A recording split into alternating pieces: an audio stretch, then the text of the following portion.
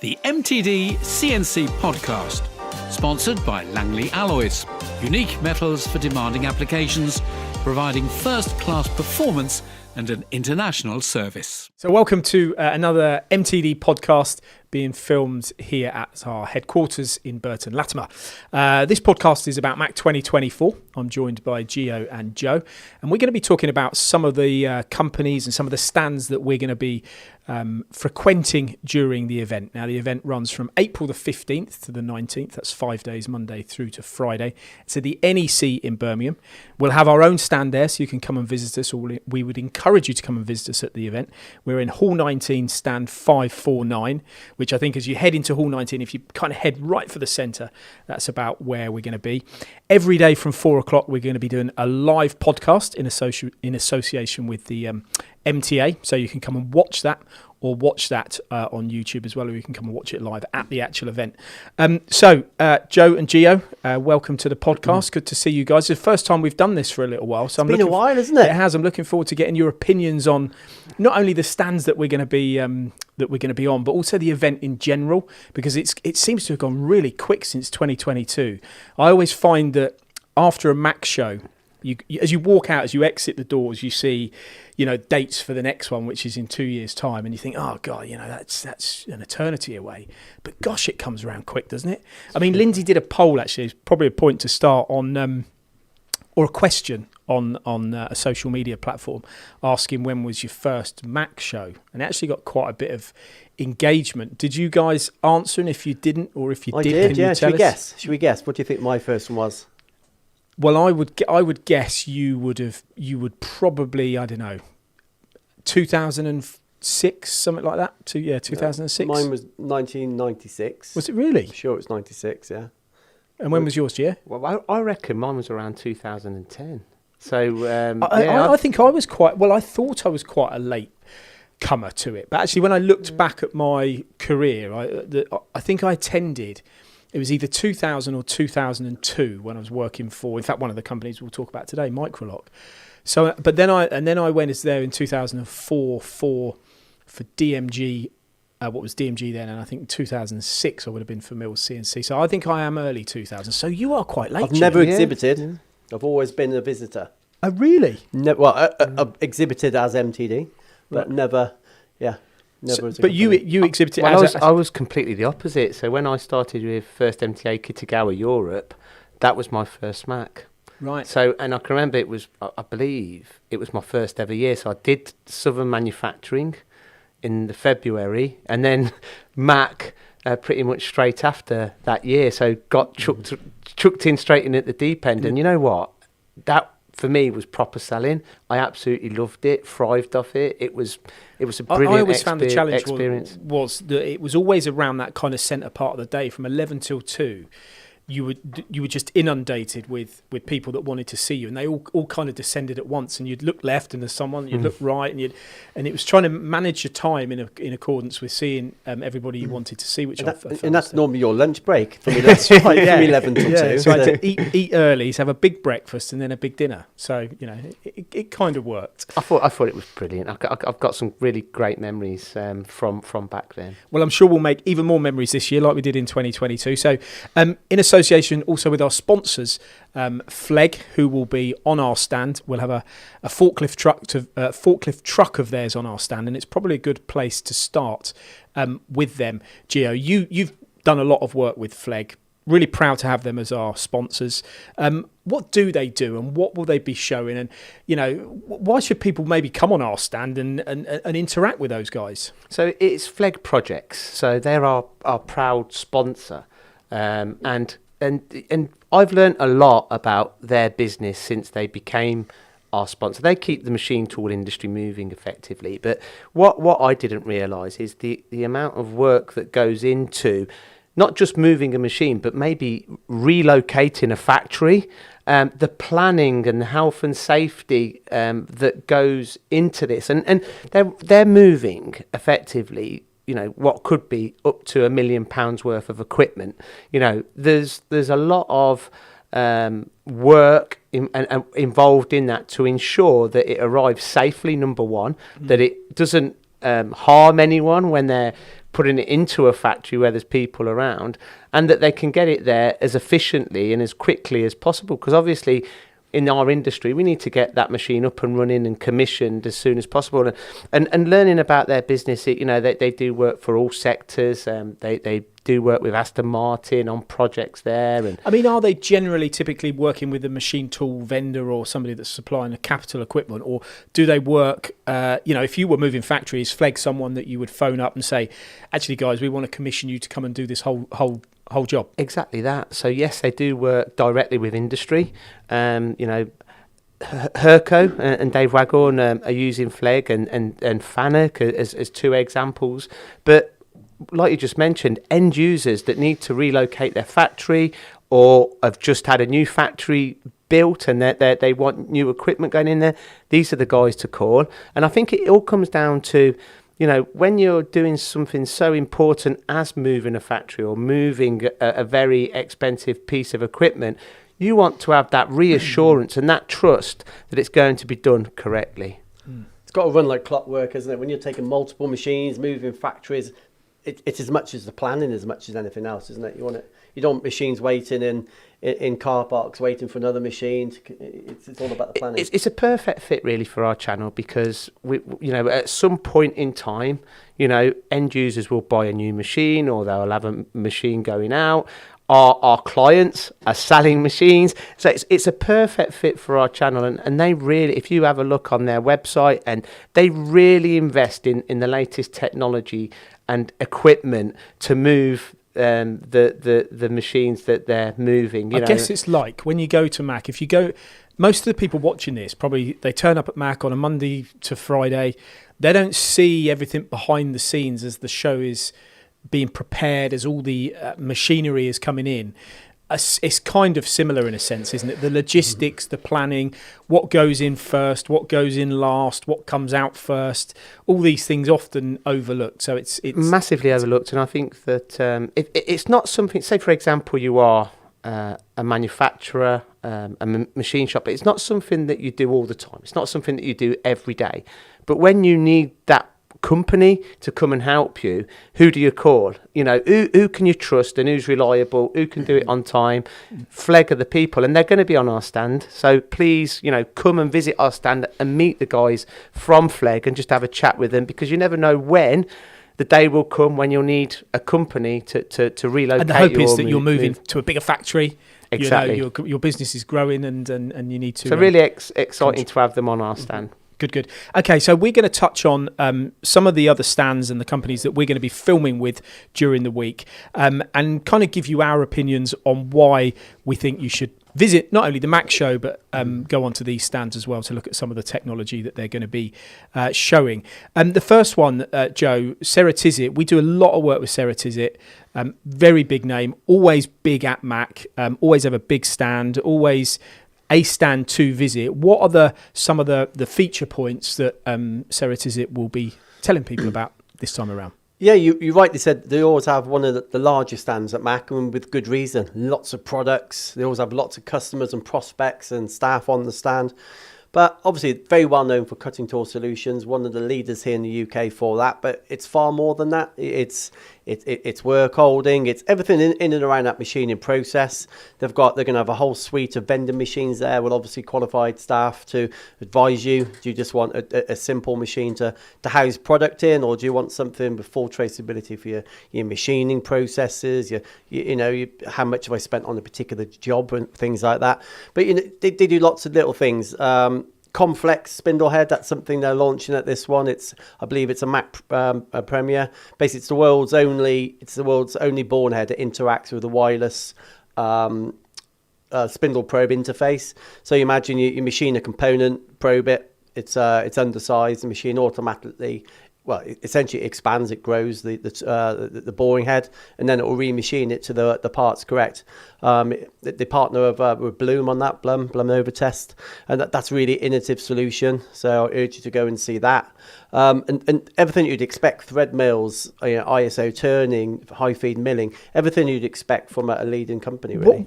How is the vending world going these days? Do you see out and about? I mean, is it still It's one of those areas I always found a few years ago that the adoption was fairly low compared to what you would have thought it should be when you consider how much more efficient it can make you and stop bottlenecks and all of those things, or ensure that you've got the right product at the right time. Well, you make a good point. Vending machines not too long ago weren't seen that often, whereas now you see them everywhere. And there's a good reason for that, really. If you're a large manufacturer, you can have vending machines local to the machine. That reduces headcount, to be frank, but it's basically 24 access to your cutting tools, automatic reordering. In some cases, it's restocked by the manufacturer, things like this.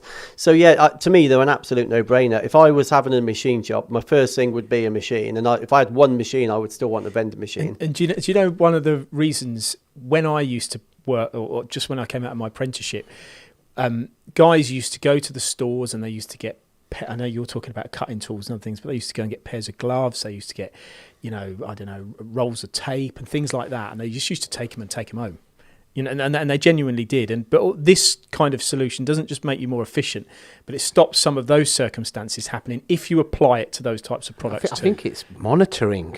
Yeah. It's monitoring and measuring, the consumption of your cutting tools. So you can then kind of look at, well, why are we using so many end mills for this particular job? How can we reduce that cost? Because cutting tools effectively is your biggest cost, your ongoing cost in a factory. But my point being, the bit I mentioned, is that applicable still? It used to happen, and it might be small fry in amongst savings, but it's still important to be able to control and make sure you've got. I think it's more than that. I'd hate to think that happens, but I'm sure it does, because that's just the world we live in. He's got a pair in his pocket at the moment.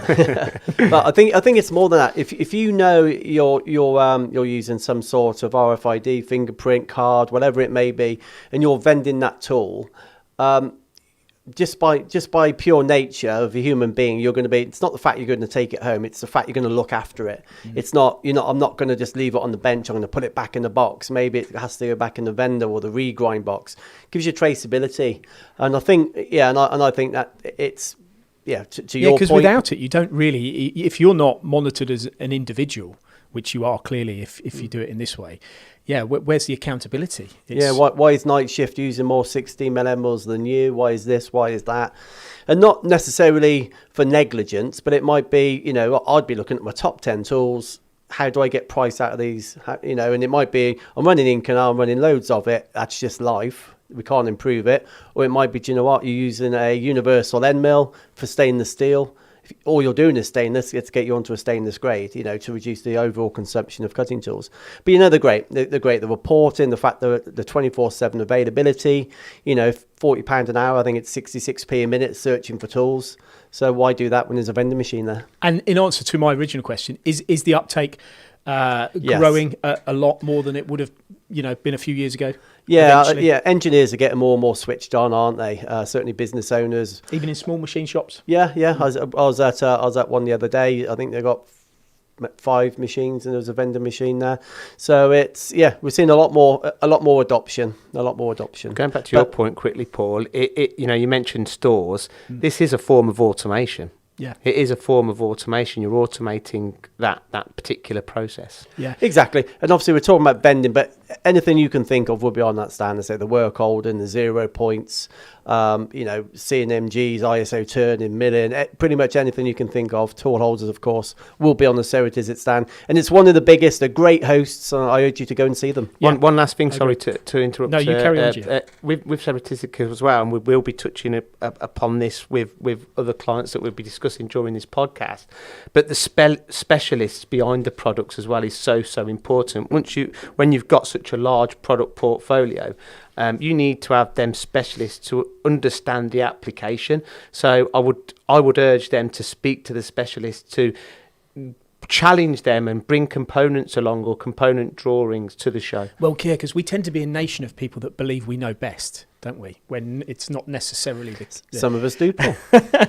but it's you know what I'm saying. You get the point. I mean, there is lots of places you go, and you might present a product or a solution to an engineer, and immediately they're they're kind of going, well, hang on a minute, I'm already doing it in a way I think is the best possible way. But what we're saying here is, you never quite know whether you're doing it as well. You don't as you know could everything. do it. Nobody knows everything. No, absolutely. Not even you, Joe. Okay, so let's move on. So that's the Ceratizit stand. That stand is Hall 19, stand 340. And next up, we're going to be talking about Matsuura. So we'll be on the Matsuura stand as well during the week. We always are at events. We work very closely with Matsuura as we do with our other clients. We talk about their automation a lot. We talk about the machines that they've kind of broke ground in the modern manufacturing world, haven't they? I mean, some of their MX330 product that was launched a few years ago, there's now the MX420 10 pallet machine, which will be on show at MACH, amongst other things. They'll be showing unmanned running, the ability to monitor machining as we talk about, and becoming more efficient, and even small to medium-sized businesses adopting automation, which we've all seen, and you'll have seen if you follow our channel, that the blue machines from Matsuura are frequently seen in new companies and even small businesses. So their message is working, isn't it?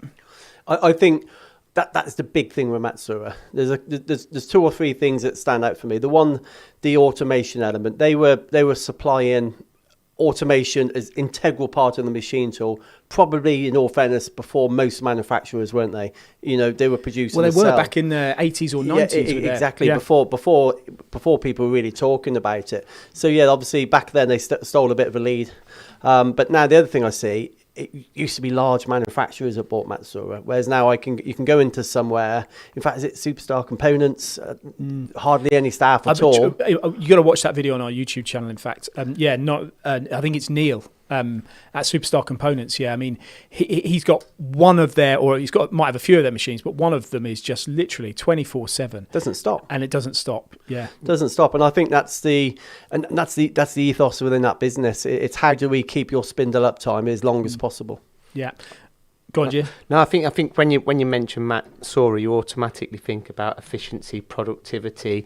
I think that with the built-in automation is such an important factor to you've not got third-party automation product added to your machine tool. It's all built in and ready to go. And I think that it's always offered flexibility as well, not just for high volume work. When you've got a multi-pallet machine tool, you could be running different components on each pallet.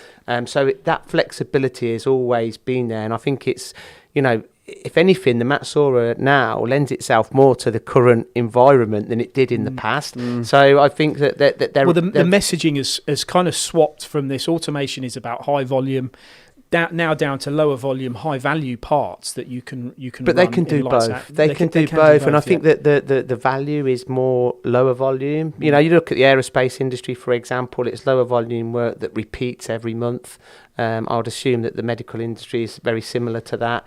But then when you're doing high volume parts, you can also put it through the same machine tool. Yeah. So again, that flexibility to be running different components on the same machine tool with the output and the unmanned running and the 24/7. And the challenges you face with unmanned running, it doesn't matter whether it's low volume or high volume parts. If you've got a mix of different parts, you've still got to keep that machine running, lights out. You've got to trust it. You've got to make sure that when you come in the morning, the parts are correct. And you don't want to have somebody that's continually having to intervene in order to monitor the process, because it defeats the object. So they will have the MX420 there, which is a 10 pallet 5-axis machine. With a whopping 90 tools these machines come with, which again just shows that they're planning the ability of these machines to run lots of different parts, because they've clearly got lots of different tools. But they'll be focusing on spindle uptime, OEE and reliability. But it's not just there'll be the MX850 there, which is a single table machine, and that's a beast of a 5-axis. It's the biggest in the MX series. They'll also have the new H Plus 405 12 pallet machine, and the H Plus machines, the horizontal frame. This is when we go back some years where we talk about Matsuura have been in that business for a long time, and there's a lot of machines out there and still very popular. And they'll also have the Muratech. So you might look at Matsuura and think you go into their stand just to see 5-axis machines, horizontal machining centres, but you're not. The other side of the kind of manufacturing arena being turning, this is an area that they're into as well. So they'll have and the Muratech's almost like the turning equivalent, isn't it? They all are built-in automation. All built-in automation, long runs, high value parts, high volume parts. And machines with multiple axes on them, so you really can tackle the most complex of components in one operation. So I think there's a lot of synergy between those two products, all of which you'll see. And it's not just subtractive anymore, obviously. No. So going on, I mean, they'll have their stands. I mean, they'll have two stands there. So it will be Hall 20 stand 442 and Hall 20 stand 542. One of which will be the Matsuura and the Muratech line, and then you'll have the HP 3D printers, the desktop metal 3D printers, which will be printing copper and stainless at the event. They'll also have their other products there that will be printing carbon peak, so perfect for the kind of aerospace and oil and gas sectors there. The 3D printing is quite an interesting one because it was, I don't know, I might be wrong here, but 5, 6, maybe 7 years ago where they really started with the HP line. And now you see so much of it, don't you? You see they kind of got into that market at the right time, and it perfectly complements the other products that we're talking about. It's a massive part of their business. Obviously, it aids many Matsuura users, work holding, things like this, but they're also selling them into places that don't need CNC machine tools, people where they wouldn't historically have called upon. So whether that's the plastic side with the HP, they mentioned desktop metal, which is stunning technology. They've got something for everyone, haven't they? Yes. Yeah. I agree with you, Joe. It opens up new markets. For sure, and I think it's changing the landscape of engineering with this new technology, because we can now redesign componentry with a fresh pair of eyes, because we've not got the constraints of the technology that we had in the past. So now we can design whatever we want, how we want, that's fit for the application or the whatever that part is for in one as well. So in the past, certain parts for aeroplanes and cars needed to be manufactured, several parts just to create one part, but now it can be done all in one. There's so many avenues now that it opens up. And I didn't go to Southern Manufacturing, but I think you guys did. But they had a brilliant demonstration, which is also going to be in action and being machined at the MACH show, which was like a V8 engine block. V8 engine block. So get yourself to the Matsuura stand, not only to see the machines, but to talk to the guys about. I think that the market these days in this country, the troubles that companies have with finding skilled staff, finding labour even, it all feeds into this requirement of being able to have automation, be more efficient, keep your footprint down, keep the costs of machining down. So, make sure you keep your spindle uptime going and you're as efficient as possible. So they're all topics you'll be able to talk to Matsuura about at the up and coming MACH show. Let's talk next about Hoffman. Gio, this is a company that you and me and you have been there recently. We do a lot with. They're very much similar to some of the topics we've been talking about so far in making sure that they offer their customer the right solution in everything that they do as an offering, isn't it? And I think that's what they'll be communicating at MACH, that they're a company that you can visit and talk to about every aspect of what you need in your machine shop. Absolutely. I think that their mantra is, making customers more successful by increasing productivity and simplifying procurement. And that's their kind of philosophy. So give us an example. Let's pick an example of someone that's watching this and going, okay, so you're telling me Hoffman are going to be this solution provider, but could you broad brush how that would look? Yeah, absolutely. So Paul, if for example you were an engineering company and one of the specialists from Hoffman Group UK come to visit you, they would look at your inefficiencies and they would look at ways to implement their products to make you more efficient. So that could be everything around the machine tool, effectively, from vending solutions, which we've already talked about, which are effectively automating the procurement process, and it gives you the ability to monitor your usage and, again, making you more productive and efficient. But then the cutting tools, so they supply a very large range of cutting tools that, again, the specialists can come in and look at your current processes and look at ways to improve that process. And we've been out doing case studies for the Hoffman Group UK at Merck Aerospace is one perfect example where they implemented some new tools and the savings were absolutely astronomical. Then you've got PPE, you've got metrology solutions. So they will go in and just look at the complete package and ways in which they can save you money. They've got a guaranteed savings plan, so they don't just say we're going to save you money, they'll guarantee you that they will save you money. So how can you not? You've got to go and visit them and find out more, because if you're a manufacturer, yes, you're looking to save a second here and a second there, but then if you've got a backlog there, you're not really gaining anything, are you? I mean, you've run a machine shop, Joe. Would you in the I don't know, many decades ago, but would you have engaged with companies to do similar activities for you, or would you have found it hard to get management to agree to do things like this?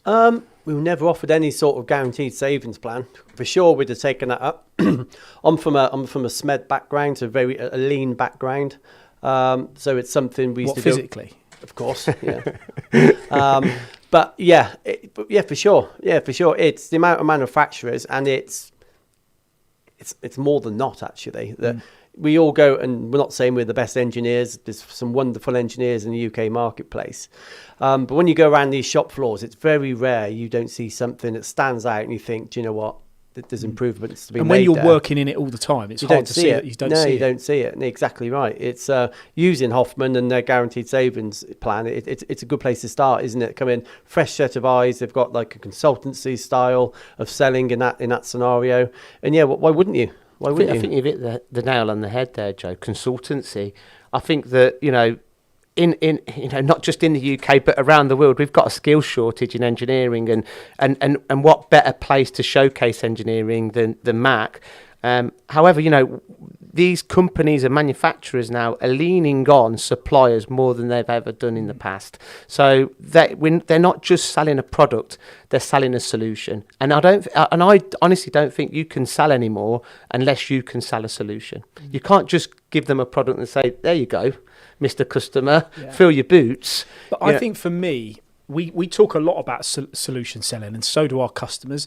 I think it's really important to get under the surface of that, which, to maybe compare it to situations that we've been involved in, or like you say about the Merck Aerospace, because everybody these days, it does seem to be the kind of go-to phrase, doesn't it?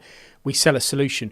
We know our market needs that. Our market clearly needs that, because we don't have the skills. A lot of companies don't have the skills in their own workforce to be able to do it, and you do need a fresh set of eyes. But also, Paul, sorry to interject, but also, these engineers are cocooned within their own environments, and sometimes they don't know the latest innovations and technologies that are out there that are available. And I think that's where MTD comes into play through our digital platforms.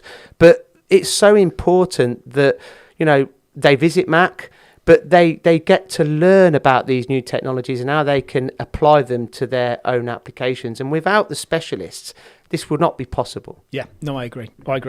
So that's the Hoffman Group. Their stand is in Hall 6, and it's stand 159. And once again, we'll be on that stand during the week, so you'll be able to visit, and would encourage you to visit. But of course, if you can't or you miss them, you'll be able to catch up on MTDCNC.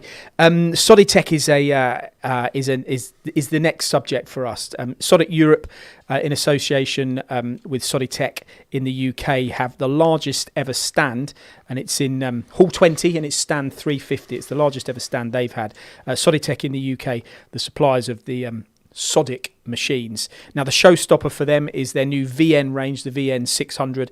There is actually a series which we've released on our website. If you visit mtdcnc.com, you'll be able to scroll down the homepage, and towards the bottom of the homepage is a series of 6 episodes on the VN range, where we've taken into account all of the kind of key features of the machine, the economy, the operator friendliness of the control, the ergonomics, the efficiencies, and we've broken it down into these 6 episodes, and it really is a good watch. Lindsay did a fantastic job as ever. So did the video editing team. But if you want to see the machine in its flesh, then you will need to go to the MACH show. Now, the VN600 is a wire EDM machine. Can boast up to 20% savings in energy costs due to various features that they have on the machine, and also thanks to the some of the elements of the control, they can increase cutting speed by up to 15% as well. Now, the Sodic machines have got a history of being thought of as this kind of premium end, expensive, high value parts. They really fit in that area, or have been thought of to be fitting in that area. But then the new VN range is perfectly placed now to be able to satisfy the needs of maybe the companies that have less to invest but still want to produce parts of extreme quality. They'll be building these to economies of scale, and they're at a price point which is really, really attractive. And I know you guys have seen these machines at the Sodic. The VN600, there's no compromise on quality at all, but at a very affordable price. So again, I think that I would urge people to go and visit the stand and to find out more, especially if they've got misconceptions about cost, because obviously they are a very high quality provider. Well, of you're going to see their machines in the innovations. watchmaking industries, in the industries that really high value critical components. But you can now see them outside of. Let's this talk too. about some of the components, Paul. I mean, some of the components that you can make on these machines are components that can't really be made on CNC machines. Yeah. The complexity of some of the parts and some of the fine features, holes and features, and it's pretty much impossible to make them. Or if you did make them, the time that it would take just wouldn't be worthwhile. And the risk associated with making them in a different way, could give you a problem. The surface finishes as well is another point to touch upon. I mean, it's incredible, the surface finishes that you can achieve, and the materials that you can cut so quickly. You mentioned Inconel earlier, Joe. You can go through that like butter on one of these machines. It's just incredible. Yeah, on that BN range, and we saw Peter and the team over at EMO, and Sodic aren't expensive to start with. Don't get me wrong, but they're a premium machine tool, but they're never as much as some people may think. But when you look at this VN range, and I know the price, Peter told me the price, I'm not sure if we're able to say this, but you need to go. You'll be amazed how affordable this new VN range is for somebody that maybe aspired to be a Sodic user, but maybe couldn't justify the increased price of one. This VN range, it's perfect. It's perfect. It fits that. But I can see why they've done it. Fits it perfect. Yeah. And like Gio says, they're not buying cheaper drives, cheaper controls. No. It's the same components, just like economies of scale. So yeah, do go and check it out at the show. And I mean, some of the features on it, the iGroove technology, where the wire rotates as it's cutting to become more efficient, all these things still apply to the VN range, and the control system as well. Very, very easy to use, very, very easy to navigate, to even program to machine some quite complex. And they can be automated as well. Correct. So they're automation ready, a big point really, which you don't really associate them types of machines with. Yeah, no, exactly. No. And it won't just be their that machine they'll be talking. They'll also have their injection molding machines there. And again, a business that's maybe not known for injection molding machines, so they'll be taking that to the event. There'll also be their AD35 EDM die sink machine. So there's plenty to see. As I say, it will be the largest stand that Soditech UK and Sodic Europe have had at MACH, and it's in Hall 20, stand 350. So moving on, we will be let's talk about Heidenhain. We've talked about machines, we've talked about suppliers, or cutting tool suppliers and so forth. Let's talk about control systems and that area, because we'll be doing some stuff with Heidenhain as well, won't we, Joe? Heidenhain, it's a control. We all know Heidenhain controls. I first came across them when I was doing my apprenticeship. That would have been 1996. I started when I was 5. But obviously, Heidenhain control, it stood the test of time. But the new control, the TNC7, it's a UK premiere. I have seen bits of it online, but I do urge you to go and see the stand. It's got various enhancements. It's got optimized machining through trochoidal milling, strategies like this. It's got automatic workplace setup for things like work holding. But the big thing, when you look at it, and I know we're in a modern world now, but it's just like an iPad. It's so easy. The training element would be you'd be like that. Really straightforward, easy to use, super fast control. So is this, I mean, and you may not know the answer to this question, and if you don't, it's probably a good reason to say go to the show to find out more. But when I was in working on the machine shop or even selling machines, it used to be the TNC 426, the TNC 530, then it was the TNC 640, I think. Mm-hmm. So how many revisions on are we from that approximately? I wouldn't have a clue how many revisions that would be, but I can tell you this has been the first big. A lot for of these, some time. Yeah, well, a lot of these controls, you get incremental improvements, don't you? You know, so maybe the control's 5% quicker, maybe it's a slightly more efficient here, but this is a complete step change in technology. This puts them back to where they need to be. And yeah, it does. You know, we've got this loads. It's intuitive. It's like a smartphone. The program and the setup is much quicker. So it's touch ready. It's like an iPad. So yeah, it's a big step change from where they've been previously. But I know you were a Heidenhain user, weren't you? I absolutely loved it. What did you use? Did you use? Was it the 42? Was I right in the 426 or were you before? I can't remember the version. Yeah. It was a long time ago, nearly 30 years ago. But when I come off the manual machines, it was Heidenhain that I started programming, and like even back then. It was just so simple. It's conversational. It prompts you. Each line, it prompts you. And if you've got a pecking cycle or a circle interpolation cycle, it's literally asks you questions and you just put the figures in. It simplifies programming. And I'm assuming now with and these if it was like that then. Now, and that's what I mean. I can't wait to see it. I can't wait to go. I don't know what it's like now. So I'm actually looking forward to see what it's like at the show. And I would also assume that the processing time has improved also. Yeah. And that is a big feature when the machine tools are obviously speeding up, so that it needs to keep up with 100, doesn't it? It was one of my first educations into sales when I was working at Bridgeport back in the year 2000.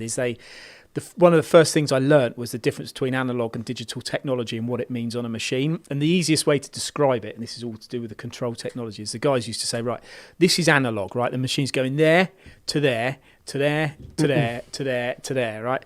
Digital, it's going like that. But so now what that digital was then like that, this is obviously clearly even more smoother and more refined and... You know, so that's the enhancements, and I agree. It will be good to see how these things have changed. Yeah. So from the demos I've seen so far, the information that's available online, it'll pick your strategy as well. So you know, we all talk about different trochoidal milling strategies, plunger milling, whatever it may be. This, I'm told, it will optimize your machine cycle for you. Obviously, all the modern considerations of a CNC control, it's energy efficient, it's more carbon efficient and things like this. So yeah, I'm excited to go and see it, and so yeah, I look forward to seeing it at the show. Yeah, interesting. So even and obviously, they've got other things as well. They've obviously got linear guides. They've got all their probing and things like that. So it's not just a control, but I think it's fair to say they wouldn't mind me saying the TNC7 will be the highlight. Yeah, I mean, yeah. So it's taking we talk about skills and labour and stuff like that. It's taken a lot of the legwork and the hard work. I think also we've got to bear in mind is when I was programming directly into the machine tools, the components back then weren't nowhere near as complicated as they are now. Yeah. You know, there was very few 3D shaped components. Yeah. You know, you wouldn't have been able to have programmed them directly into the machine. Yeah. You know, so the simplification and some of these new kind of features have had to come because, you know, the components have changed. They've become more complicated. When you were on the shop floor, so did you go and was there like a shelf where you went and picked your next job and you had a route card? And I used to work on a cell called Strangers and Aliens firstly, as a tool maker, we would make one-offs and two-offs and special cutting tools. And we wouldn't just make the cutting tools. Sometimes we had to make the work holding to hold the cutting tools, whether it's a tapered shank or whatever that, or we were leaving excess material on it so we could do it all in one and then chop off it. So it was all on 4-axis, 3-axis machine, but 4-axis rotary table, because obviously you're spinning the tool around, you put in pockets in. So that was a great education where I first started to use Heidenhain. But then when I went into the aerospace industry, we were working on cells called Strangers and Aliens. And that was new engine parts that were coming in. that had never been, we'd never made them before. So again, if it was a casting, we'd sometimes an irregular shape like that, you wouldn't have a work holding product to hold it. So we'd design our own fixturing, then we'd make the part. So we wouldn't just pick parts. It would be the But part. can you spot now, looking back, inefficiencies in the way the machine shop ran?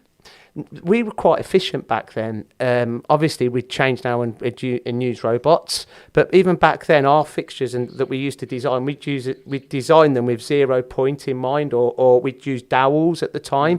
So that once we designed the fixtures and the work holding, I'd then put that fixture onto the production cell. And we'd so say, for example, we're doing all titanium parts, they'd go onto that machine, and we'd set up the carousel full with all the different tools that would lend themselves to that family of parts. So say if it was a 6.8 diameter hole on them parts and it's all titanium, on that machine we'd put the castings on and they were similar, and so on and so forth. But it was all 0 point, and then we'd just call up the new program, and we'd know where the datums were, because like kind of You were wasted here. You should be all that knowledge. So we'd set all that up, and we were very, very efficient, and we were probably more efficient even back then than when I go out and see companies out and about are now. And you need to know trigonometry back in those days, and I as could well. do trigonometry and Pythagoras. Both. Calculator. Craig takes some doing nowadays, Craig. Okay, let's so that's Heidenhain. That's Hall 20, stand 310. Would encourage you to go to that stand and check out that new control system amongst other products that they'll have on offer. Next, I want to talk about Korea. And DTS UK will have their biggest stand in the company's history at MACH this year. And they will also proudly have the biggest machine at the show. So if you want to see the biggest machine you can possibly see at the MACH show, you need to go to DTS's stand, which is in Hall 19, 310. That's really centrally located. As I say, it will be the biggest machine at the event, a Korea machine. It's a double column Fox machine. Now, I have seen one of these. I've seen them at customers. In fact, we've been up and down the country. They're a popular machine amongst companies that are machining very large parts, aerospace industry, whatever it might be. But yeah, this will be the biggest machine at the show. Now, often when you see these machines on our videos or at customers when we filmed them, most companies will never have seen a machine of this size. They just won't. We're quite privileged. We see them when we travel around the world. But if you want to see something huge, this is a double column 5-axis machine capable of holding, it's a 6 meter by 4 meter or just over 4 meter table with almost 2 meters in the Z-axis. Now, MACH does have a lot of machine tools there, but as I say, when it comes to size, this really will be the showpiece. Mm-hmm. It'll have their popular UAD head as well. So if you're looking at ultra precision machining, if you're looking at achieving all kinds of angles which their UAD head can have, then you do need to visit the DTS stand. And we've seen the Korean machines. We saw the one at EMO last year as well, didn't we? They're unbelievable. You'd be. Some people think these big, vast machines are big, they're heavy duty, but people don't always realise how accurate they are, how nimble they are, how thermally stable they are. It's some of the components you see. You're not just hogging off vast amounts of. You're not just roughing out a mold tool anymore. You can do lots of different things on these machines, and I think the big step change of late for Korea, they've always been, in the particular market that they serve today, but it just. The rigidity, certainly the new spindle, like you say, the speed, the accuracy, you wouldn't necessarily associate it with a machine tool that size, would you? And I think that going back to your point about EMO, you literally, I was just thinking that when we went there last, and there weren't many of the big, because all of the big machines were really in one hall, weren't they? Yeah. And there weren't many of them actually cutting, but that they were, and the depth of cut was. Yeah. Phenomenal. The depth of cut, I can't remember exactly what it was. So, I'm sure they'll be doing the same at MACH. Well, it was impressive. We labelled one once, something like the cut of death or something. I mean, honestly, it was like a machine gun against a guy. Yeah. And I think what you said, Joe, as well, really is 100% correct in regards to, you've got the head sticking out on the horizontal configuration and the droop. How they eliminate the droop, because you think of the forces that are going through that head when the head's fully extended. So the physics behind it and the technology and how it's been designed is phenomenal. On that particular model, which is slightly different, the horizontal format, they're kind of like these box-in-box arrangements to give it full wrap round. But you're right, I think on this particular Fox, if you're talking 6 metre by 4 metre, if you do have a very large part on the machine, from one corner to another corner, you still need to maintain that. It's even more difficult to maintain precision over long distances. Yeah, 2 or 3 microns over 300 mils, not the end of the world, is it? But when you're going down 6 meters, by the time you get to the other end, you're way out. Yeah, absolutely, yeah. So, the biggest machine at the show will be a Fox 60 from Korea. It's got an ISO 50 UAD milling head on it. And, you will be able to see 6 meters in the XX, or 6 meters by 4 meters. You'll be able to feel it, won't you, Paul? The Mac will be rocking with that machine, won't it? There? Well, what I can tell you is that machine that you're going to see there is actually sold to a customer, and directly from the show, it's going to be shipped up to its new location. Don't think you can go and buy it, because you can buy another one, but you can't buy that one. Is it going in one of your garages? Going in my lounge. Yeah, in my lounge. It's actually sold to a company up north, and we'll be going to visit it just after the event. They've got 450 machines installed around the world, Korea. Wow. Of that nature. That's an incredible statistic. So their stand again, Hall 19, stand 310. Now, when you go into a machine shop, it's not just about the cutting tools, the machines, the workwear, the solutions, whatever you call it. You need places to store product as well, don't you? And it's all part of a machine shop's makeup. We're going to be spending some time with Bot at the show. Joe, company that you have spoken with and done a bit of work with in the past. Yeah, I think you would hope most people know of Bot, but when you go into a factory or a shop floor and you see it's clean, you're looking around for Bot, aren't you? For those that don't know, that they do lots of different things, but they'll be focusing on the range of the drawers, essentially tool storage. But it's very ergonomic. It's fantastic for 5S. It goes back to what we talked about earlier. You don't want to be walking around looking for tools. That's how it used to be. Cleanliness is a big consideration nowadays. Where's that? Yeah, but that's none of that now. No, they've got their new Cubio range they're going to be focusing on, which is UK built, UK designed. So that the quality, I think it's a 10-year guarantee on them now. But yeah, no, for sure. Again, if I had a machine shop, even if I had one machine, I would be buying, I'd be buying these solutions. I don't want to be looking for tools. I want to know exactly where everything is. Is it a case of you can register tools in as they come in and out and things like that? They do all sorts, Paul. It's limitless really with Bot. But it's, if you go into like, say, a Formula One company, a motorsport company, they've got great market share in that world. You will just see, similar to this table, the drawer system, but obviously far, far better than this one. And they're just very well built, very rigid.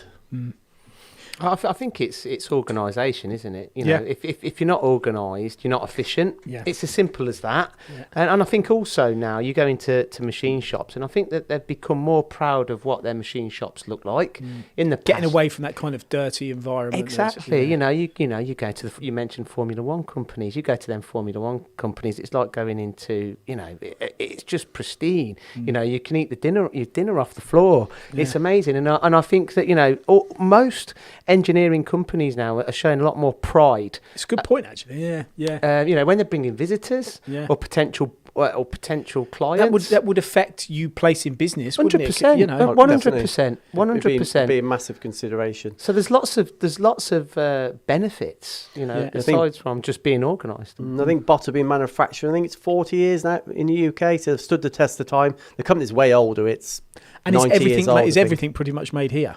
I wouldn't say everything. They're a vast company with colossal turnover, but it's certainly for the most things you'll see here in the UK. It's drawer systems and things. It's in the UK, and they've got a massive installation team as well.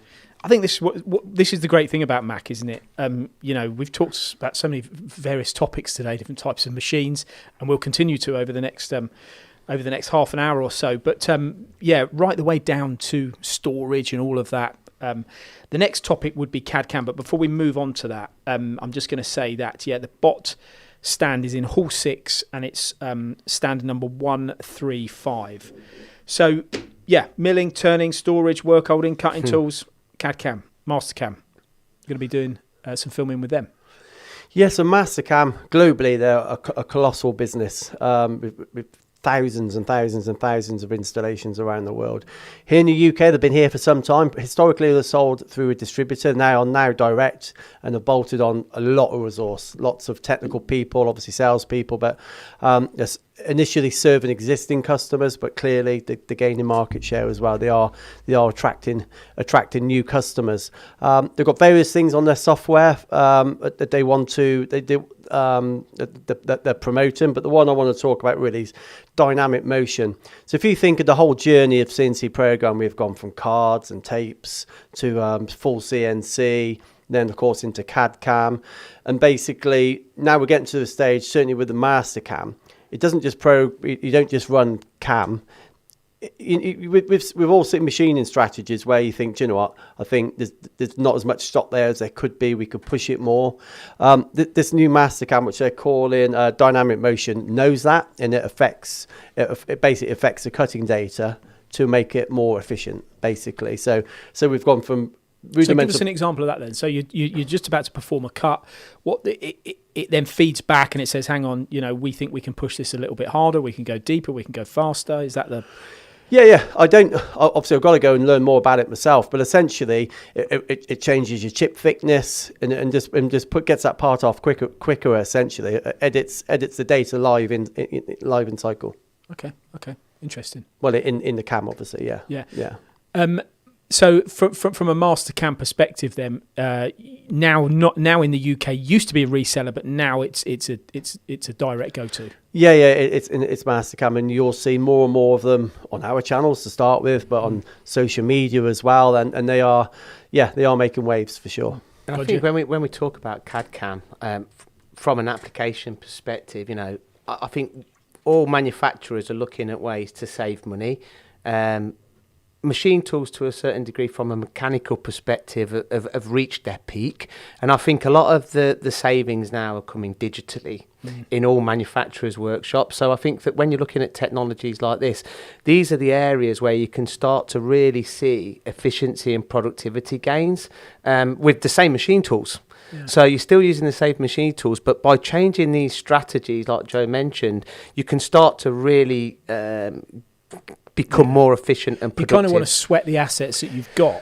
And exactly. And this is about everything that we're talking, Paul, because I think, we look at, especially over the last year, 2 years, the cost of living has gone up, energy costs have gone up, interest rates have gone up, material costs have risen. The cost per part that they had, or the margin in that part, has decreased. So how can they keep making money? And the thing I find is talking to suppliers of parts into supply chains. If they go to their, and we heard one the other day, but if they go to their buyer and just say, I've got to put the prices up because I have to, because of the things that you've said, they won't tolerate it. It's just, sorry, you've got to make the savings your end, and that's really not helpful. But you have to. But you know what this podcast is really highlighting, in my opinion. Obviously we do it on a daily basis at MTD, but it's highlighting how important the complete solution is. And you're only as strong as your weakest link. Yeah. So you need to be competitive, not just in the UK amongst themselves, but globally. You need to understand the complete solution and the processes that are involved to be as efficient as you possibly can. And hopefully we can educate our audience to the best of our knowledge. Yeah. However, they need to go to MACH and visit these stands and visit the specialists in their own right to learn more. Yeah. Education is key. And throughout the week, throughout the MACH week, we'll be doing a live podcast every day, 4:00 from our stand. I'm just going to remind you of our stand number, or probably, hopefully you can, because it's escaped me yes, on my I know notes. off the top of my head. He says, look. But every day at 4:00 we'll be live streaming from the MACH show, and we'll be encouraging the companies that we're talking about to come and join us, as well as you, if you're a visitor and you want to get onto our podcast and talk about some of the problems that you face as a manufacturer and some of the solutions that you found at the MACH show when you're there. You're more than welcome to join us. Joe, what was the stand number?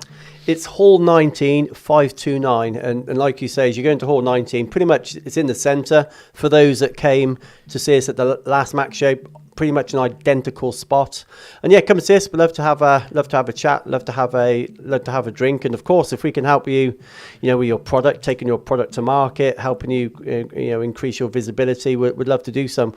Whether you're a manufacturer of components or an OEM manufacturer, come and see us. So that's our live podcast happening every day. We'll be doing filming at the MACH show and broadcasting from the event. So clearly you need to attend the event, but if you want to catch up, you'll be able to do that as well across our channels.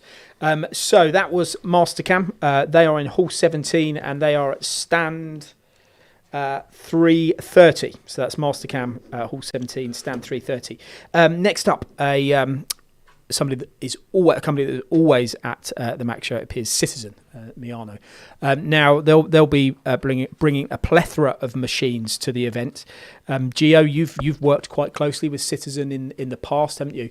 Whether it be sliding head technology with their machines or whether the Miano fixed head, they'll have the option of both to see there with some quite new features too. Yeah, really looking forward to visit the Citizen stand this year. I think I'm really excited to see the new Miano BNE 65 MYY. Now, up to 65 millimeters in diameter.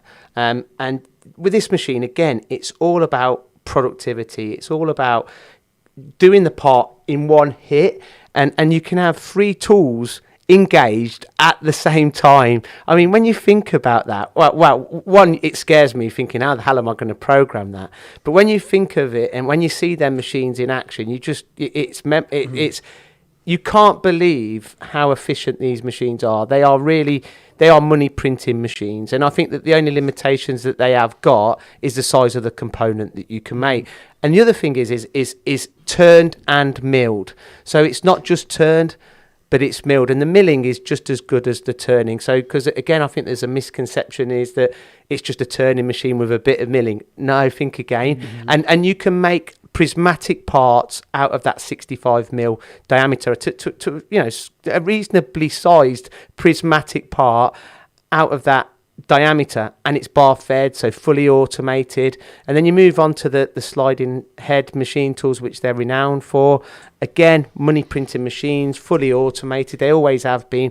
But again, to mitigate the misconception about it's only for high volume work, it's not the case. We've done some case studies and we've looked at it in the past from years ago, Paul, when people weren't really talking about doing lower volume work on them or making prismatic parts on them.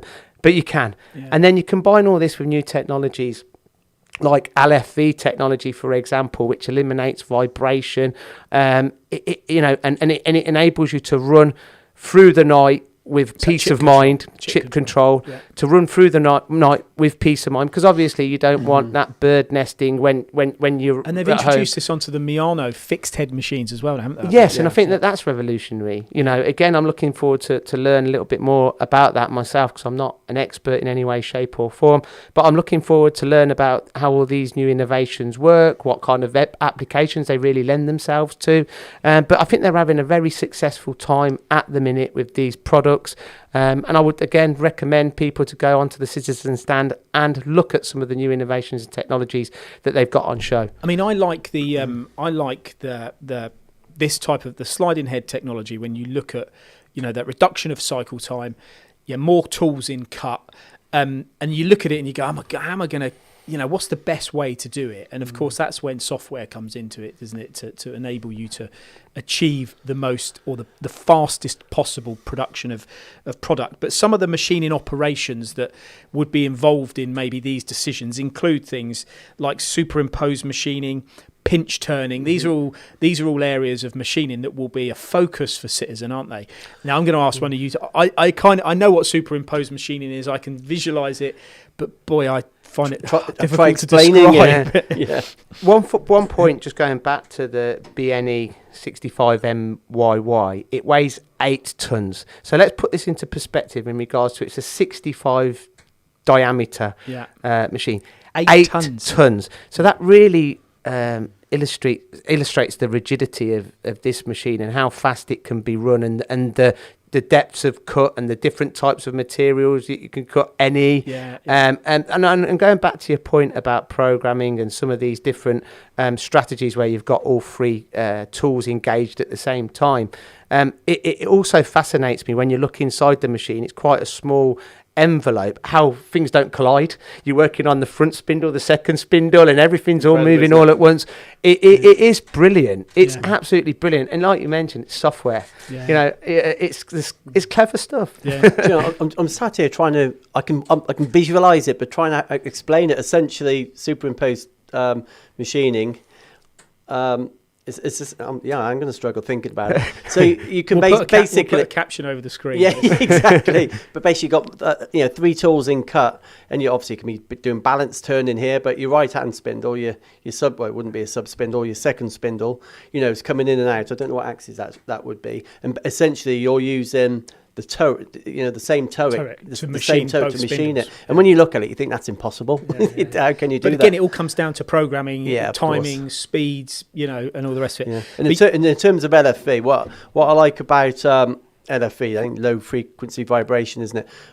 If anything is going to stop automation and a bar fed lathe, it's going to be swarf. It's swarf. It's swarf. Some of these materials is these long chipping. We've all seen birds nesting around the tool. You have to stop the machine. There's no way around it. And obviously this mitigates that. Basically, that's the big advantage. Yeah. So there'll be lots of machines on show, and as Gio mentioned, a couple of the models will be some new product there. Machines with triple Y-axis. They're Simcom lathes with B-axis for 5-axis machining with Y-axis on them as well. The Mitsubishi M850W 15-inch control will also be on show on the stand. And I think controls are an important part of exhibitions because in what we do, we can talk about controls and we can film controls and we can film machines and people can see them. But engineers being engineers, they want to hands at a control, don't they? They want to touch it, they want to feel it, press the buttons, see what they can do, with certain features on them. And I think you can do that at these events, which is often hard to do. And of course, being at MACH, you could move from stand to stand and do it across the board. I've got a question for you, Paul. When you were selling machine tools, or trying to sell machine tools, I've heard. Machine tool, he sold one. But when you were selling it, what kind of barrier to entry was that, the control? Because people get used to. We talked about change and a reluctancy to change. Yeah. What kind of barrier to entry was that? You would, for me, changing someone's perception on buying a different control was really hard. It was really, in fact, you were foolish as a salesperson to try and do that. To be fair, you were better unless there was a really compelling reason for them to swap. You were better identifying the ones that had the control system that you were selling a machine type of, because trying to get somebody to go from a 3-axis machine that using a Heidenhain control across to a Fanuc or a Siemens in those days was was really difficult, because the controls weren't on par in fairness in those days. There was a lot of differences. Some of the control systems didn't have the same conversational element. You certainly couldn't take a program out of one and put it into another, which I know these days is still not something that's that you can do quickly or easily. But so I would probably look at the areas of the people that had my controls. The difference came, in answer to your question, is when someone was looking at a different technology. So if they went from a 3-axis machine and said, right, I now want to buy 5, then control, you can go in with a new control, because the whole thing is a whole learning process. So they're now learning about a new technology, how to make parts differently. So they're prepared to adapt and change the control at that point. So if you can get someone to change their thought process on how they make parts and buy something that's a different technology, you can win on the control. But to swap, let's say a VMC and go Heidenhain to Fanuc, forget it. I always took the easiest route of resistance, if that's the right thing to say. So that is Citizen. Yeah, so their stand, Hall 20, stand 361, and we'll be on there as well, broadcasting during the week. Next up, still on the machine tool theme, the Starag Group. Now, Starag have a big stand this year at MACH. It's a meet and greet stand. It's in Hall 18. It's stand 320. Now, we've done, over the past 18 months or so, we've done so much with Starag here in the UK, overseas in Europe, in North America as well. Tony's working with Starag. They have got so much to talk about when it comes to some of the points we're talking about here, about providing a machine tool that can do one-hit machining, providing a machine tool that can, cut titanium like a knife through butter. From these large, huge machine tools, 5-axis machines working in the aerospace sector, machining wing spars, right the way down to machines like the Boomertech machine when I was in Switzerland a couple of weeks ago, where they're making parts for the medical industry, the dental sector, the luxury goods market. The Starag Group do have, an answer to pretty much every industry's requirements when it comes to their machine. And one thing they will have on their stand to attract people will be a magician. Now, I know you like a bit of magic, Gio, don't you? But did you see him last time round, 2 years ago? No, really I didn't. good. Really good.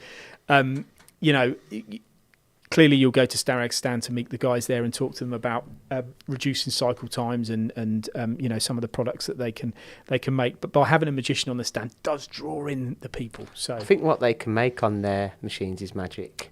I can remember I went to AMB not last year before, and I had a real good chat with one of their technical experts about the product. I think it was a world premiere at the time that they were exhibiting, and I was blown away. Really, I don't think that obviously the machine and the technology is second to none, but also the technical expertise behind their products is fantastic. And I think you couldn't. Again, going back to the point you were making about control, you couldn't sell a product like that without that technical expertise. So the whole package is excellent, and they're looking at project work, aren't they? Yeah.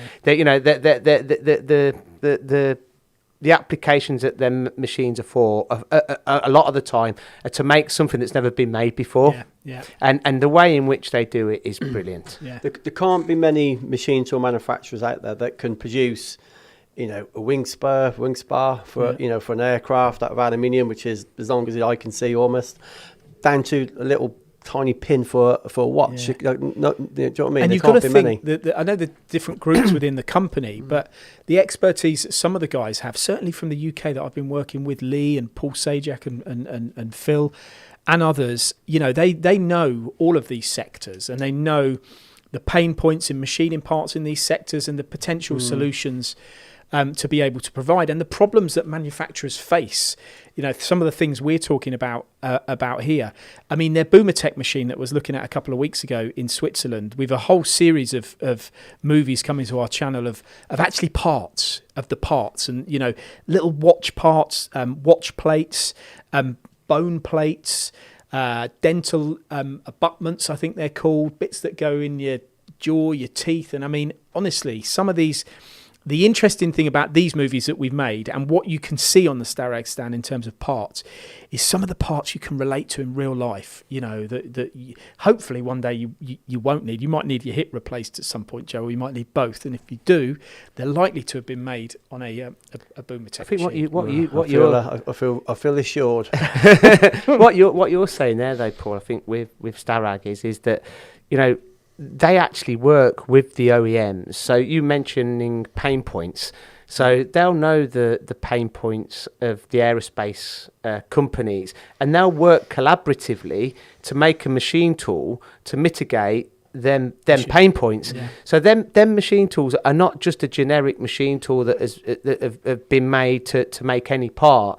They've been made in such a way that mitigates the pain points that these manufacturers were incurring, and that's what really makes them so special. And you do see them at big educational facilities and research centres. I tell you what, that is a brilliant segue. If that's the right thing, or is that one of the things that you stand on at Centre Parks? But the Starag Group are on stand Hall 18, stand 320. Well worth a visit to talk to the guys there. You will see their plant in, like Gio says, educational establishments, places like the AMRC, which takes us on to talk about the AMRC, because we're going to be doing some work with them at the MACH show too. Perhaps one of you two guys just give us a little bit of information about the AMRC for those that don't know, and the type of thing they would be showing, and we would encourage people to visit their stand to look at during the week. I think that we mentioned education, Education is key in everything that we do. In life, education is key if we want to continue evolving and getting better. And effectively, that's what the AMRC is, a research centre. So again, we mentioned the OEMs working collaboratively with machine tool builders such as Starag. The AMRC bring their machine tools in, and then they start working on projects to make the next aerospace component that's never been made before in the most efficient way, or to cut a new material that's never been made before. But we're going to be going on to their stand at MACH. I'm really looking forward to it, to learn exactly what they're going to be showcasing. But it's all about really digitalization and how you can become more efficient through digital products, like we've mentioned briefly during this podcast. I think it is the future in life. Even how we sell. But the digital products, I think that you need to go on the stand, on the AMRC stand, because they're practicing what they preach. They are the pioneers of some of this new technology. And it's so important for our country. It's important for the world. I think that they're pioneers. They're working with world-leading OEMs on new technologies and ways to become more efficient, more profitable by implementing these new technologies. And I think we've got to look at the next generation of engineers that are coming through. These are the engineers that will be using this technology really on a day-to-day basis, because the technology that you'll be seeing on the AMRC stand is brand new. Yeah. It is brand new. So I would urge and encourage anyone, whether you're a student or you're a CEO of the company or anyone in between, to go onto the AMRC stand and find out more. It will be an education. We're blessed, aren't we? I think we've probably all been to AMRC on a number of occasions. They've got everything from the largest machine tools, in the world, most accurate machine tools, some of which we've just spoken about, to cutting tool technology, software, and how all that kind of comes together and tethers together. But I urge you do, for sure, go and see AMRC Hall 6, stand 160, I believe, Paul. Yeah, and I've got stand 750 here as well, so I don't know, is there the part of the knowledge hub, aren't they? Okay. which is new to MACH. So that's a big point. Again, education. I think there'll be good guys to come on our live podcast, which will be happening at 4:00 every afternoon from our stand. And we'll encourage you to visit. And if you can't visit, you'll be able to watch that live podcast across our channels throughout the MACH week, which is happening from April the 15th to April the 19th. Now, if you want to visit what I believe is going to be the biggest stand at the event, then you'll need to find out where Mills CNC are. And that's what we're going to tell you now. They're in Hall 19, stand 110. Now, as you would expect, this stand is going to have some incredible machine tool technology on it too, but a rather different theme, as they always do. Now, do you remember back at MACH 2022, the Mills CNC stand?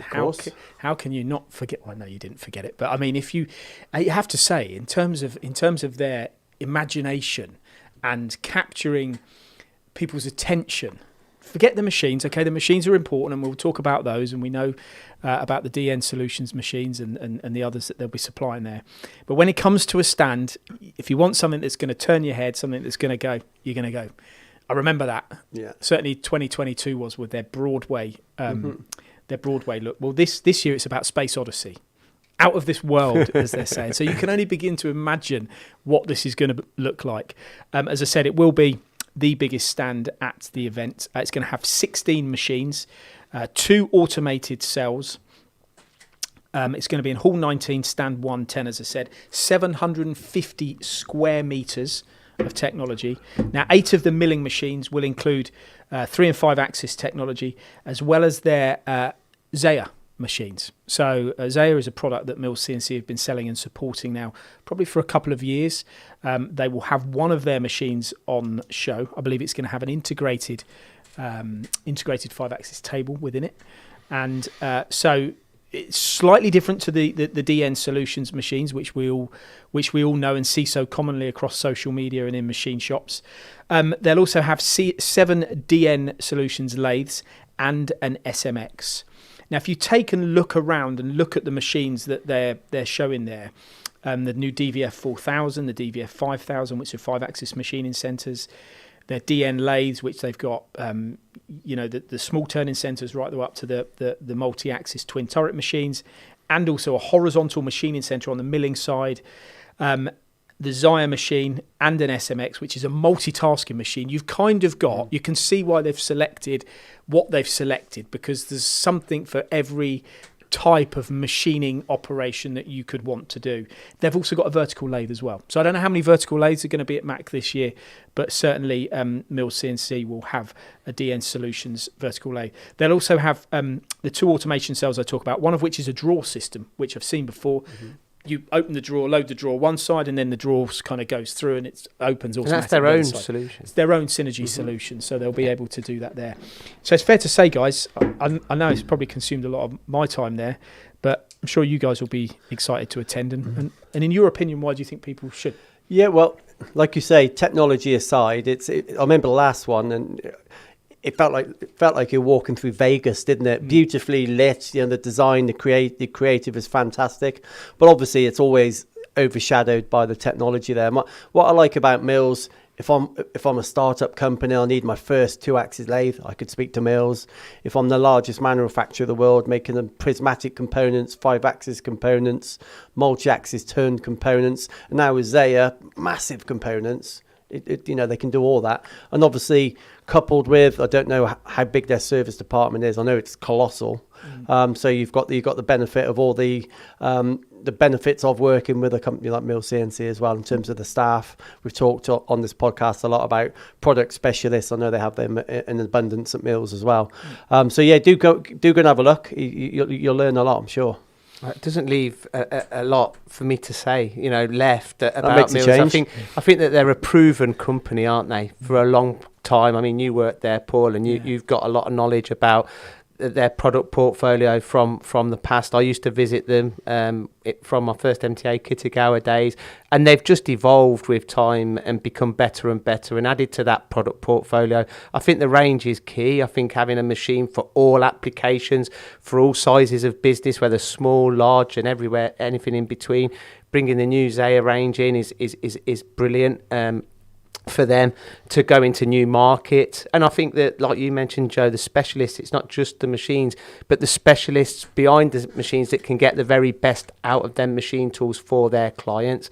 It's a trusted machine tool, not just in UK, but around the world. Yeah, it will be a head-turning stand, I'm sure. And as I said at the start of this, the biggest at the event, Hall 19, stand 110. Get yourself to the Mills CNC stand to see the DN Solutions machines that they supply. In fact, 16 of them, and also a Zaya machine on 750 square metres. So that's some stand. Schunk. We worked with them in 2022 and been working with Schunk for many years, in fact. Robotics, work holding, it's a whole myriad of products that I assume Schunk will be showing off. That's exactly it. You could dedicate a hall to Schunk, couldn't you?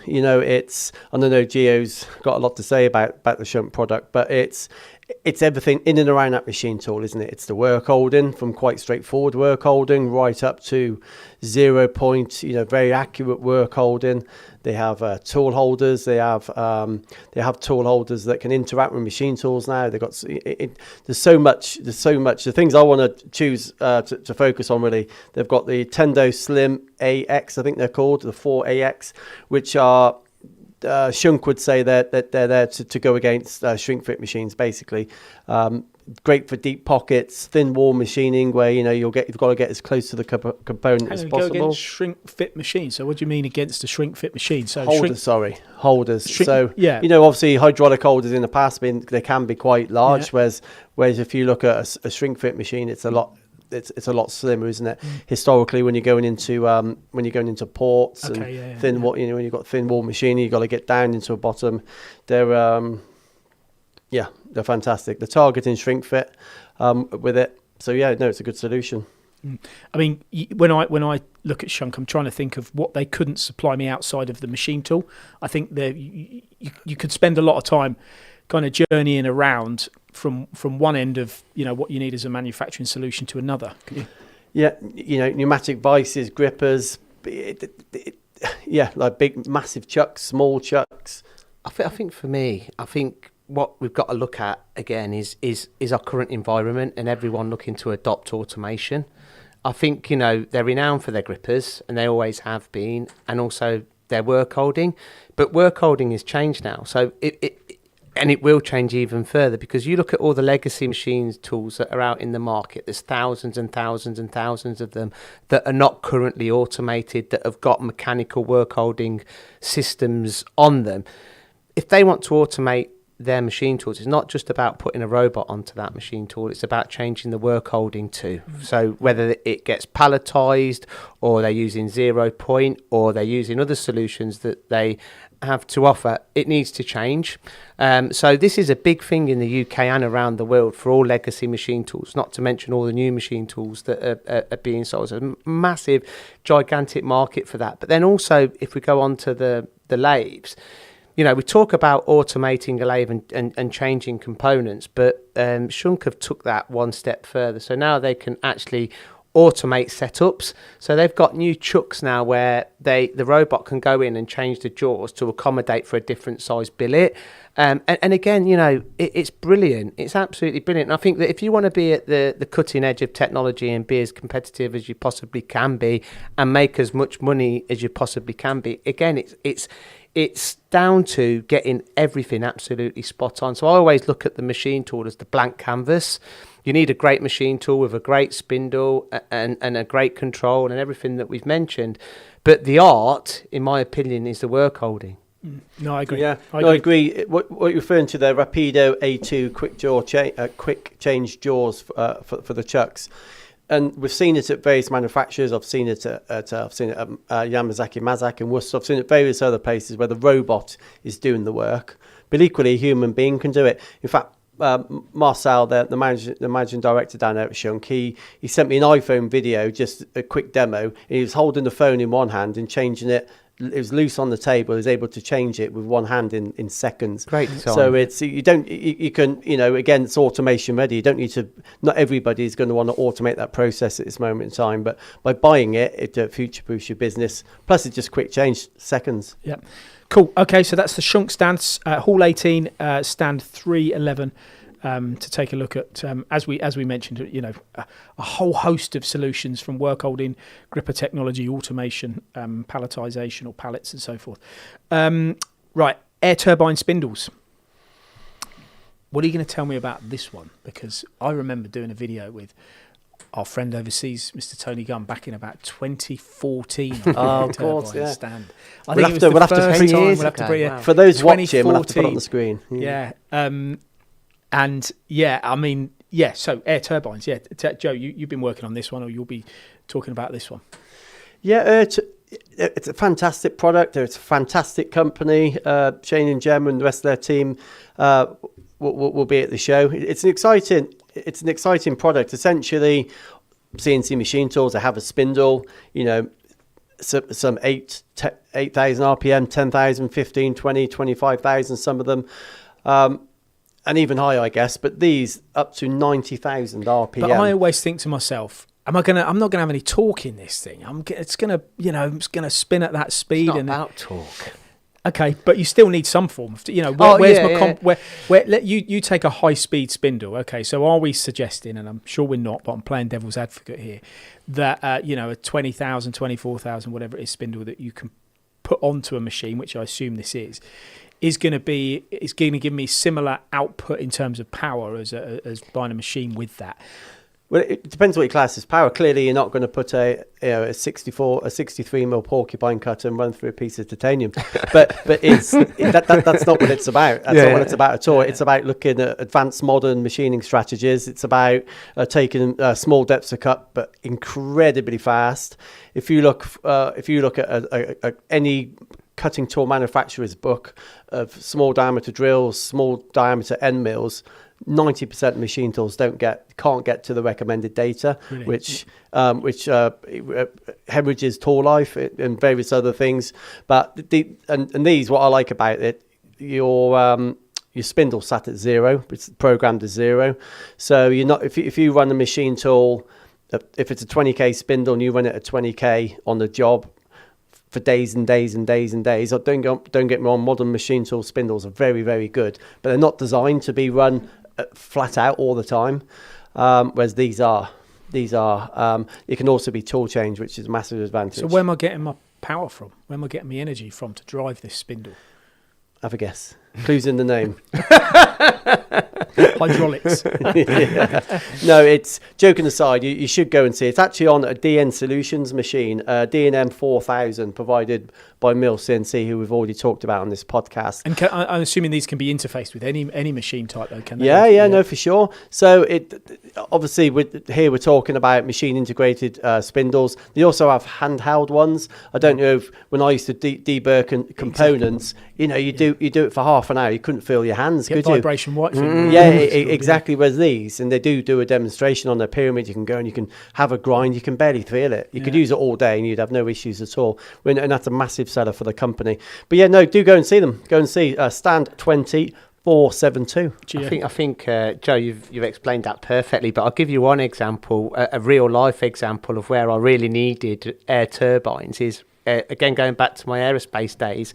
I had this round part with, I think, about 8 holes on a PCD, and each hole was around 0.8 diameter, and it's 25 mil depth, the actual part. So you had to do it, hit it from both sides and then match up the holes. It was a loss leader. You couldn't make any money off it, especially with the machine tool that we had, because we couldn't run the spindle fast enough for long enough to be able to do these holes. And subsequently, I blew up the spindle because I was running it for too long at maximum speed, and to try and get these holes produced. So again, for an application like that, and also surface finish, we've not mentioned surface finish. So to achieve some certain surface finishes, you need to have that speed. Yeah. Do you know a way around it? No. Call air turbine spindles. Oh, there you go. You've not been listening. There you go. So there you go. Air turbine spindles, Hall 20, stand 472, as Joe said there. Just a couple left to talk about. MACH, April the 15th to the 19th at the NEC in Birmingham. As we've said throughout this show, we will be live on our stand from 4 o'clock every day, doing a live podcast in association with the MTA. We'd encourage you to come and watch or come and join us to participate. Heimer, Hall 20, stand 446. I mean, is there a show around the world that Heimer don't attend? Yeah. I mean, come on. Probably somewhere in some random country, but yeah. I mean, we see them everywhere. They've got quite a big social media following. They always have very, very large stands. Great products. Clearly, I see them also at open houses. They're so got great representation. What could people expect to, and why should Heimer be on their list or on their list to visit during the week? Well, the thing with Heimer, it's whether you want to, improve your cycle times. I need better work. Tool holders. In fact, cutting tools as well now, all the way down to the cutting tools, the end mills.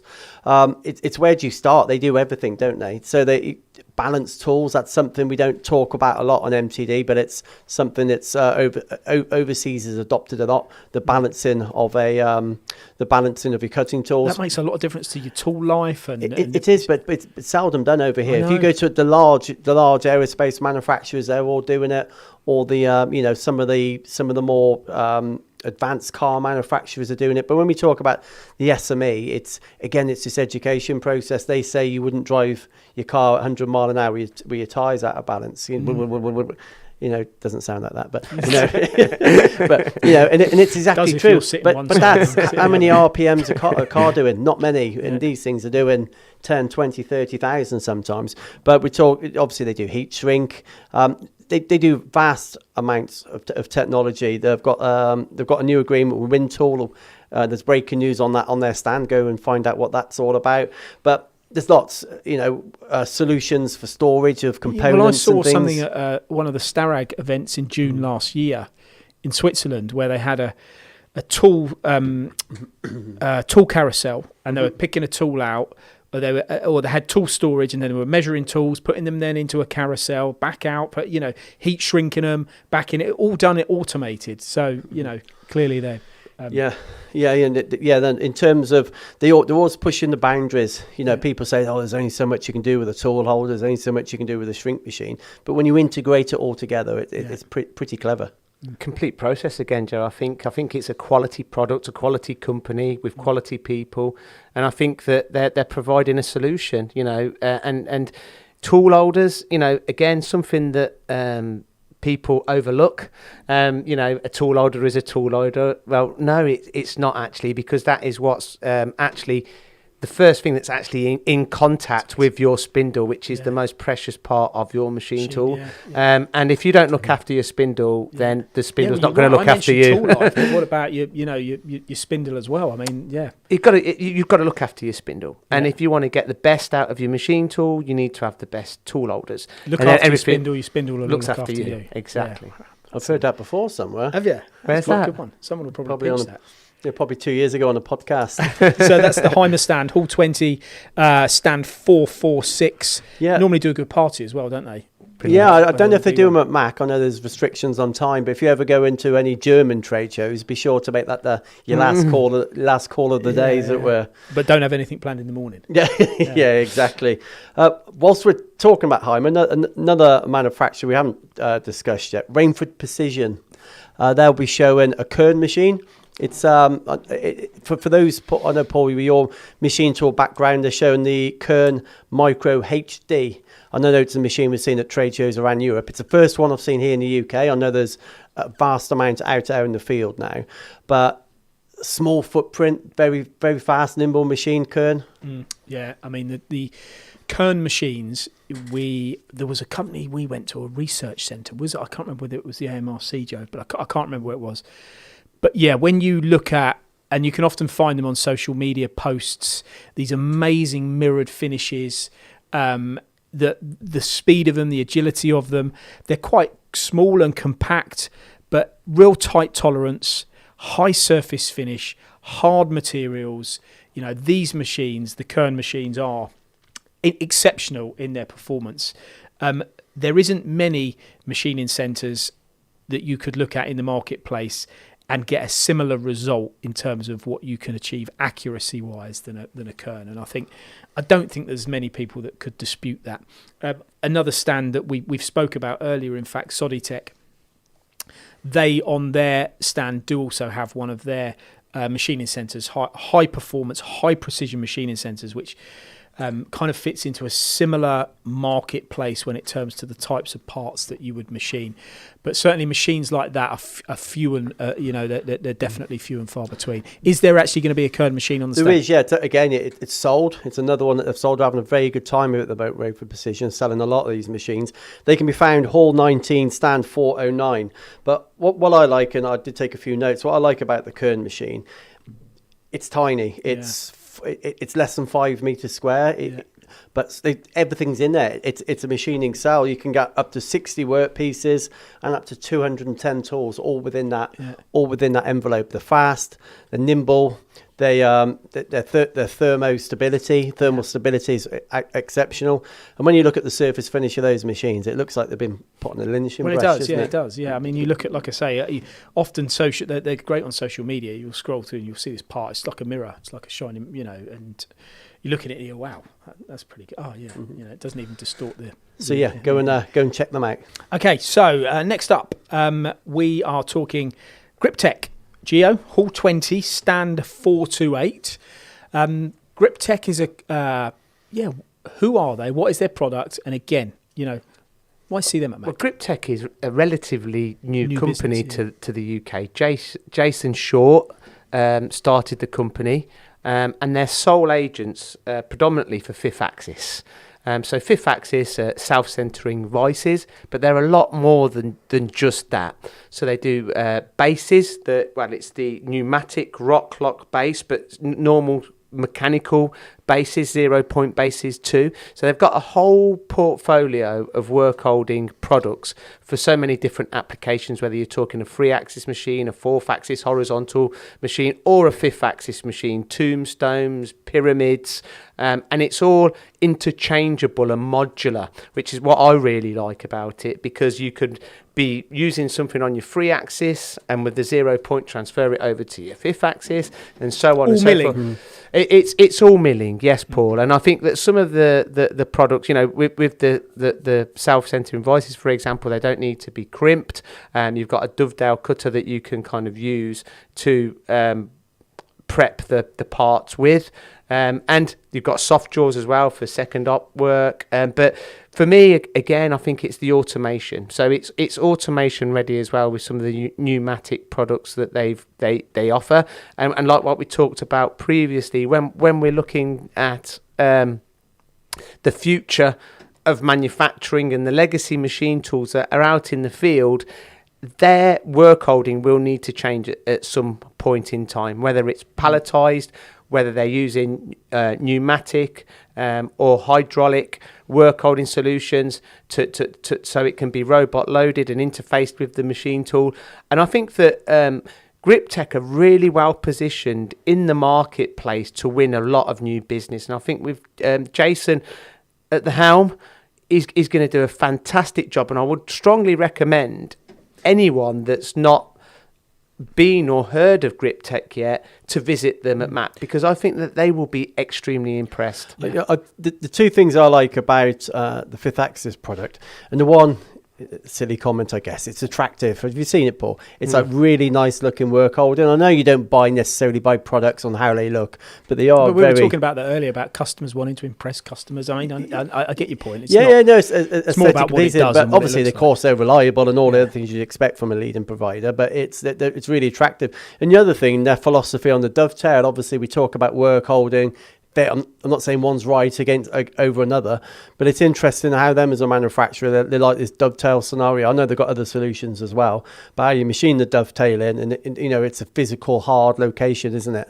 I think that they've got different jaw options as well, quick change jaw options. So they're going to have a lot. They're going to be showing a lot of this at the show. So 100%. And I think going back to your point, Joe, about how it actually looks, it does the job as well as looks good. But when you're spending, £500,000 on a new machine tool, you want it to look good. You want it to impress people that are coming to visit your facility. And I think it does have an effect. If you've got pride in what you do, the machine tools, you look at the machine tools, how they used to look, 20 years ago, they were green boxes and they weren't really that attractive, but you look at them now, they do look like we mentioned space and out of this world, but it is about these products within your manufacturing facility are representing your business. And I think that, again, going back to I haven't covered all of the range that Griptech offer because there's just so many different solutions. Go to the show to see. But go to the show to have a look and check them out. Okay, so that's Griptech. That is Hall 20 stand 428. Hall 20 stand 428. We've got two left to talk about before we summarise finally about MACH.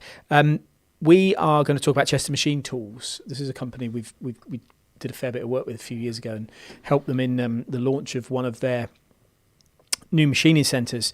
They're going to be at the event. What are they going to be showcasing? I think that with Chester Machine Tools, they've got a portfolio of machine tools that start from the very beginning, if you like. And that's where you would probably, a lot of people might associate them at this stage with that. I mean, I know we pushed a lot a couple of years ago, and they got some new installations of CNC as a result of that. Well, I think that the bread and butter, or maybe historically the bread and butter, was manual machine tools, which they still offer a very large range of manual machine tools, and they're actually launching let me just find it, they're actually launching a new GP50 Plus pillar drill with touchscreen control that will be at the show.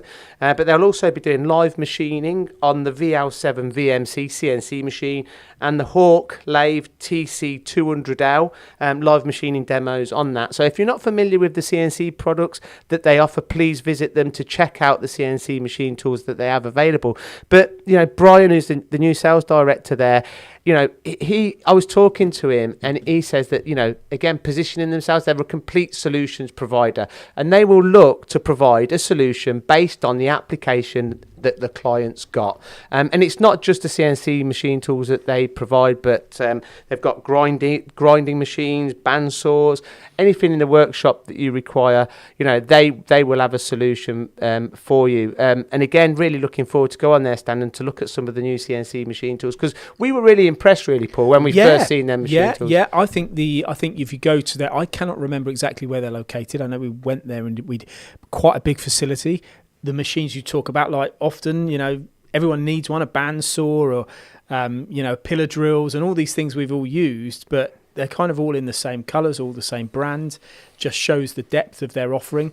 I think what they represent to me at MACH is a company that, you know, offers you choice. And when there's a machine shops need the machines that they've got. There are some companies that we work with, suppliers of product, that not every machine shop would require the type of kit they're supplying. But Chester Machine Tools is a sort of machine you could associate with most manufacturers, small to medium-sized companies, whatever they're making, whatever they're machining, you know, they should be in the mix to be considered, really, shouldn't they? Absolutely, and I think we've got to touch upon that also the educational colleges, universities that need, you know, good value machines, really good value machines. Absolutely, 100%. With a good pedigree. Visit Chester Machine Tools. So that is Chester Machine Tools are at the MACH show, and they're in Hall 6, stand 331. And as we keep saying throughout this show, we will be live every day at MACH from 4 o'clock doing our podcast in association with the MTA. We'll be talking about some of these stands that we've been on and been looking at their technologies throughout the day and inviting you to come on to our podcast as well. And of course, we'll be hoping to get some of our customers and clients onto that to talk about their experiences at MACH and how the show is going. The show runs from the 15th to the 19th of April. Get yourself to the NEC and get registered by visiting machexhibition.com. Final company we're going to talk about in this podcast is Microlock. Yeah, so Microlock. Sorry, Paul. Yeah, no, Microlock. I mean, again, work holding. This is an area of work holding that will cover from your smallest milling machine right the way up to a huge machining centre, kind of grid plate fixturing, modular fixturing, where you've got clamps and locators that you can position across your machine bed so you can hold very small parts and very large parts and go from one to the other very quickly.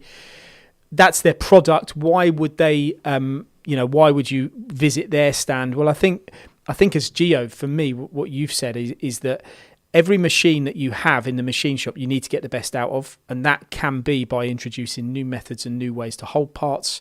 And you might also have tricky components that you can't hold without using some pretty clever fixturing and work holding. So Microlock is a product that I'm sure you'll have seen across our channels. It would be well worth a visit. But they also have a new product which they'll be talking about there, which, Gio, I know you've been all the way to France to see it, haven't you? But it'll be bringing it to this show. Something to do with automation. Yeah, so they've got a new automation solution that will be at the show. And I think that it really complements their existing range of work holding extremely well. So it's a palletized solution, very small footprint, and it sits next to your machine tool from engineering data. I think going back to your point about the Microlock system, I think that, you mentioned becoming more productive, more profitable. I think with that particular work holding solution, what it really, really does in my eyes, it gives you the opportunity to present more components to the spindle and to fully utilise the envelope of your machine tool, especially on a 3-axis machine tool, but also on a 5th-axis machine tool.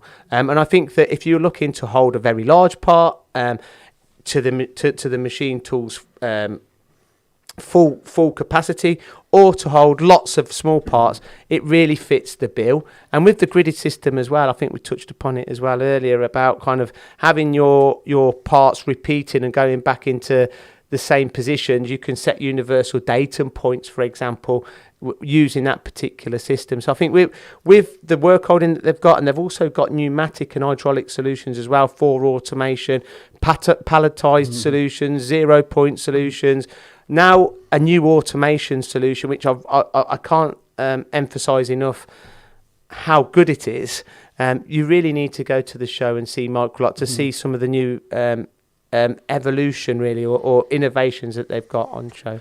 Yeah, Microlock, I've seen literally parts the size of this bed, pretty much, being held with four relatively small vices and just a bit of support in the middle. And then I've seen large machines where you've got maybe, 20 components on there. Left-hand side of the table is op 10, right-hand side's op 20, so right-hand side's all coming off complete, and then obviously you swap over from your hard jaws to your soft jaws.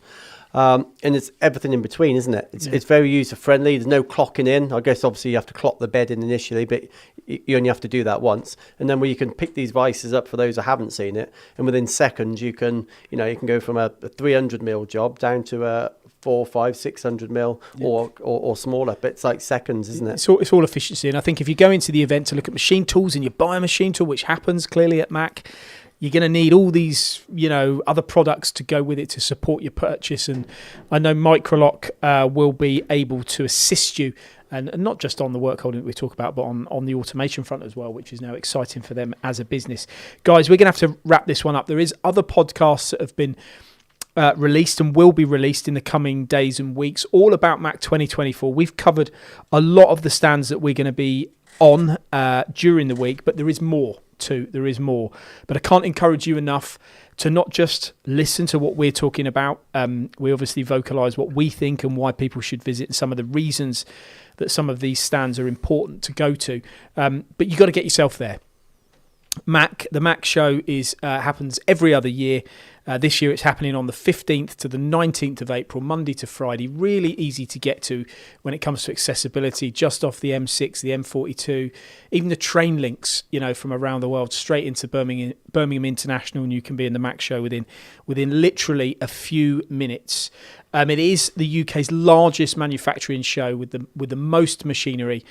And as we said on this podcast, we've spoken about some of the technology that will be on show, and some of the leading suppliers of product will be at MACH. So it is the place to go to find out all you need about your next innovation purchase. Gentlemen, thank you very much for your time, and we look forward to seeing you there. Don't forget, we'll be doing a live podcast every day at 4:00 from the show, so you'll be able to join us and catch up on the highlights that we'll be broadcasting from the week. Thank you for listening to this episode of the MTDCNC podcast, sponsored by Langley Alloys, specialists in a wide range of exotic materials for any application for all your engineering needs.